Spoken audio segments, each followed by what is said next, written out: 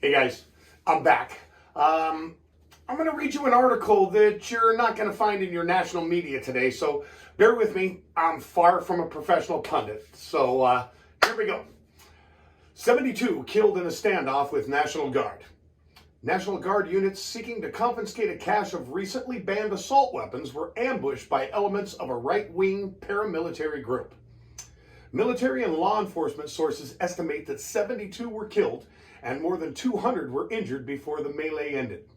Speaking after the clash, Massachusetts Governor Thomas Gage declared that the extremist group was made up of local citizens having links to the radical right wing. Governor Gage is also blaming the hard-right extremists for recent incidents of vandalism directed against the Internal Revenue offices. The governor, who describes the group's organizers as criminals, issued an executive order authorizing the summary arrest of any and all individuals who interfere with the authorities' efforts to secure law and order.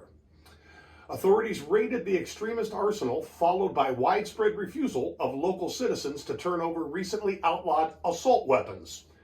Earlier this week, Governor Gage issued a ban on military-style assault weapons and ammunition via executive order.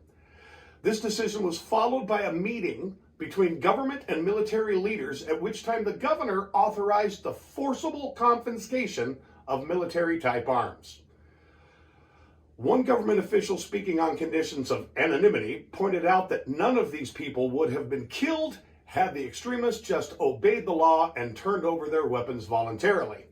Local enforcement initially succeeded in confiscating a large supply of weapons and ammunition.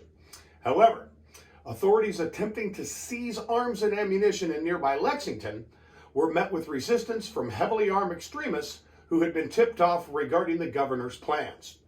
During a tense standoff in Lexington Town Park, the National Guard's Colonel Francis Smith, the commander of the operations, ordered the armed group to stand down and surrender their weapons. The impasse was broken by a single shot reportedly fired by one of the right-wing extremists.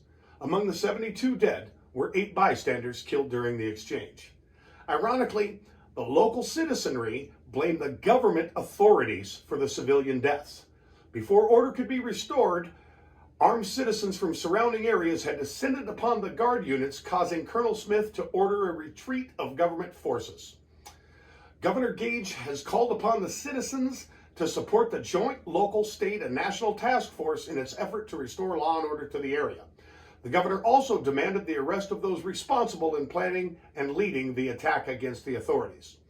At this time, the identified ringleaders of this hard-right extremist faction still remain at large. The ringleaders have been identified as Samuel Adams, Paul Revere, and John Hancock.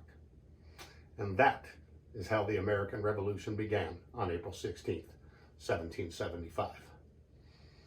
Thanks for watching, guys. Peace.